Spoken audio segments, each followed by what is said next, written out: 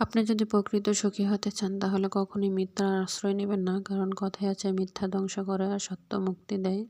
আসসালামু আলাইকুম, আমি কানিজ ফাতেমা। সবাই কেমন আছেন? আশা করি যে যেখান থেকে আমার আজকের ভিডিওটা দেখছেন আল্লাহ তাআলার অশেষ রহমতে ভালো আছেন। আমরাও আলহামদুলিল্লাহ ভালো আছি।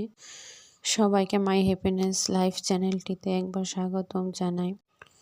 ঘুম থেকে উঠে মেয়েকে আগে উঠিয়ে নিলাম, তারপর ওকে ফ্রেশ করে দিয়ে আসলাম মাদ্রাসায়। এখন বাসায় এসে দেখি আমার অনুষা জামাই এত বড় একটা মাছ নিয়ে আসছে। বাবু যেহেতু এখনো ঘুমাচ্ছে তাই ভাবলাম মাছটা কেটে ফেলি, আর দেরি করে লাভ নেই, কারণ থাকলে মাছটাও নষ্ট হবে আর ও ঘুম থেকে উঠে যাবে, পরে আমার কোনো কাজই হবে না। ও ঘুম থেকে উঠলে ওকেই সময় দিতে হবে।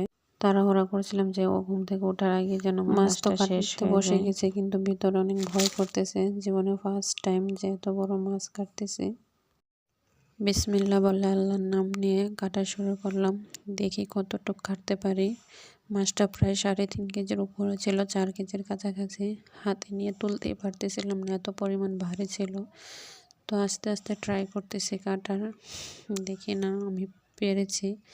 সবাই যেহেতু পারে আমিও পারবো।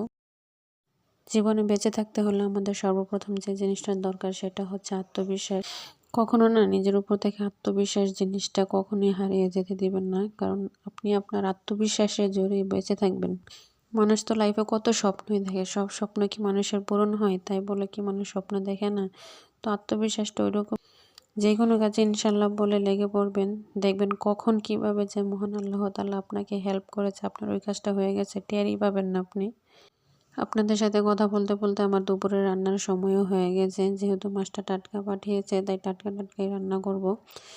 আমার শাশুড়িকে টমেটো আর পেঁয়াজ দিয়ে এটা মাখো মাখো ঝোল করে দিব। চুলায় রান্না চাপিয়ে এদিকে চলে আসলাম ধনেপাতা তুলতে। এখানে দুপুরে যা যা রান্না হবে সব একসাথে নিয়ে নিলাম। চুলাতে রান্না বসে এখন সবজিগুলা কেটে নেব। আসলে বাচ্চা নিয়ে এক হাতে এভাবেই কাজ করতে হয়। যেহেতু বাবু অসুস্থ তাই ও কারোর কাছে যাবে না, ওকে একা আমাকেই সামলাতে হয়। তাই চুলাতে রান্না চাপিয়ে ভাবলাম তরকারিগুলো কেটে রাখি, তাহলে ও যদি ঘুম থেকে উঠেও যায় আমার রান্না করতে সুবিধা হবে। আমার মেয়ে যেহেতু মাদ্রাসায় পড়ে, ও ঠিক 1টার সময় খাবার খেতে আসে, আবার 2টার সময় সে ক্লাসে যায়। তো ওর জন্য আমাকে তাড়াহুড়া করে রান্নাটা করতে হয় যাতে ওকে টাইম মতো খাবার দিতে পারি। তাছাড়া আমার দেবর আর শাশুড়ি আছে, ওরা আমার সাথেই থাকে, আমরা জয়েন্ট ফ্যামিলিতেই থাকি। তাই আর কি তাড়াহুড়া করে রান্না করছি যাতে সবাই একসাথে খেতে পারি সময় মতো। আপনারা যারা এখনো পর্যন্ত আমার ভিডিওটি ধৈর্য সহকারে দেখছেন, প্লিজ একটি লাইক দিতে ভুলবেন না। যদি ভিডিওটি ভালো লেগে থাকে অবশ্যই সাবস্ক্রাইব করে যাবেন, যেন পরবর্তী ভিডিও ছাড়ার সাথে সাথে আপনার কাছে নোটিফিকেশন চলে যায় আর আপনি দেখে নিতে পারেন। আপনাদের সাথে কথা বলতে বলতে আমার রান্নাও প্রায় শেষের দিকে চলে এসেছে। আমার মাছ ভাজা শেষ। এখন কড়াইতে পেঁয়াজের কলি আর টমেটো দিয়ে লবণ, হলুদ, ধনিয়ার গুঁড়া এগুলো দিয়ে আগে ভালোভাবে টমেটো আর পেঁয়াজের কলিগুলোকে ভেজে নিব। তারপর ভাজা হয়ে গেল মরিচের গুঁড়া দিয়ে অল্প একটু পানি দিয়ে কষিয়ে নিব। এখানে আপনি মশলাটা যত বেশি কষাবেন আপনার তরকারিটা খেতে ততই বেশি মজা লাগবে। তো আমার মশলা কষানোর শেষে আবার এখানে ঝোল দিয়ে দিলাম বেশি করে। এখন মাছগুলোকে দিয়ে দিব একে একে।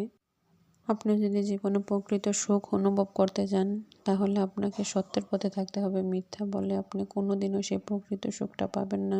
প্রয়োজনে এক মুঠো ভাত কম খাবেন, তারপরেও দেখবেন যে সত্যের পথে থাকার যে সুখটা সেই সুখটা অন্য কোনো কিছুতে পাওয়া যায় না। যদিও আপনি মিথ্যার আশ্রয় নিয়ে সুখ পাবেন, কিন্তু সেটা ক্ষণিকের, কোনোদিন ক্ষণস্থায়ী নয়।